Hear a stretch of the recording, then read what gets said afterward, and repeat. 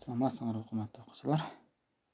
Бүгүнкү сабактын темасы нерселердин жерге тартылуусу, эркин түшүү.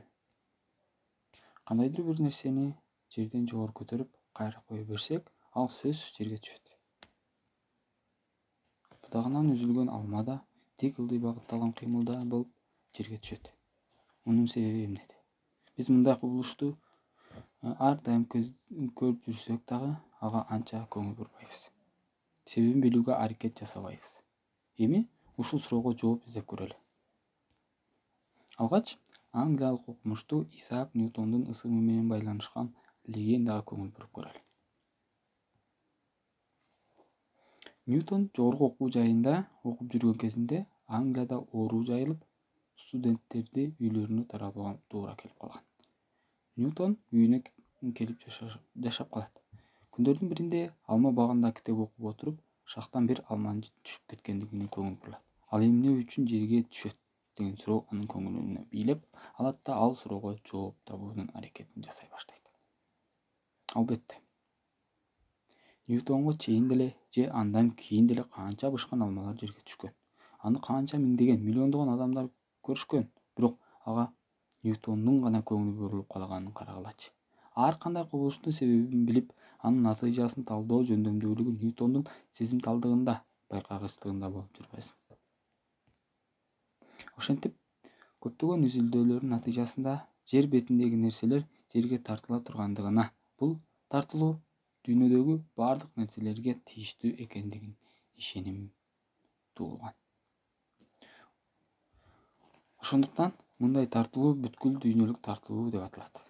Аны биринчи жолу Ньютон байкап ачкандан кийин бүткүл дүйнөлүк тартылуу закону деп аталып калган. Ньютондун бүткүл дүйнөлүк тартылуу законунун мазмуну төмөнкүчө аныкталат. Биринчи, жаратылыштагы бардык нерселердин ортосунда тартылуу күчү аракет этет.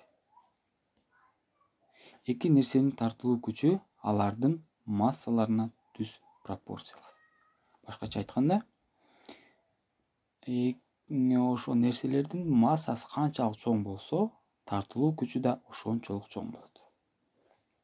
Үчүнчү, эки нерсенин тартылуу күчү алардын ортосундагы аралыкка тескери пропорциялаш.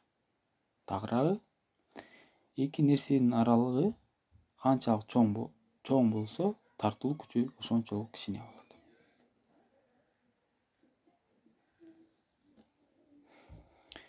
Жердин тартылуу күчүнүн натыйжасында жерден жогору көтөрүлгөн нерселер ар дайым кайра жерге түшөрүнүнө ишендик. Ошол жерге түшкөн нерселердин ылдамдыгы кандай болот? Бир калыптабы же өзгөрмөлүүбү? Бул суроону италиялык улуу окумуштуу Галилео Галилей да изилдеген. Ал Италиянын Пиза шаарында курулган жантык мунарадан бири-бирине ичке жип менен байланыштырылган эки шарды таштап, алар бирдей убакта түшкөндүгүн аныктаган. Эгер чоң шар мурдараак түшө турган болсо, анда ал артта калып бараткан экинчи кичине шарды жетелеп, ортодо аларды байланыштырып турган ичке жип туруштук бере албай үзүлүп кетмек. Ал эми тажрыйбада шарлар жерге түшкөнгө чейин жип үзүлгөн эмес. Ошентип, эки нерсе оор же жеңилине карабастан бирдей түшкөндүгүн ырастаган. Көптөгөн тажрыйбалардын негизинде төмөнкүдөй жыйынтык чыгарылган. Биринчи, нерсенин абасыз мейкиндиктеги түшүшү эркин түшүү деп аталат. Эркин түшүүчү нерселердин кыймылы бир калыпта ылдамдатылган кыймыл болуп саналат.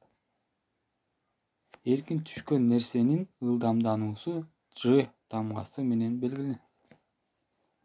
Жер бетинде эркин түшүүнүн ылдамдануусу G барабар болжол менен 9,8 метр секунда квадратка барабар.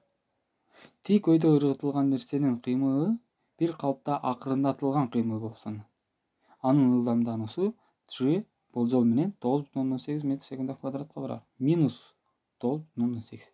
Бул болсо жер бетинен өйдө ыргытылган нерсе 1 секундта өзүнүн ылдамдыгын 9,8 метр секунда квадратка акырындатат дегенди билдирет.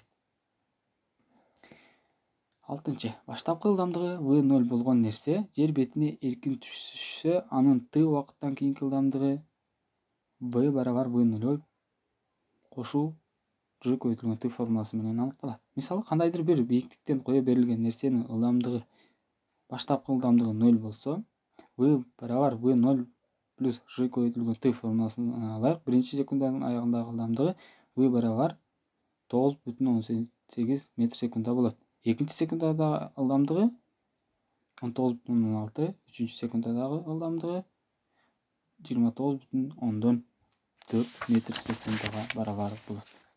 Ошентип, төмөн көздөй эркин түшүүчү ар бир нерсе өзүнүн ылдамдыгын секундуна 9,8 метр секундага чоңойтот дегенди билгизет.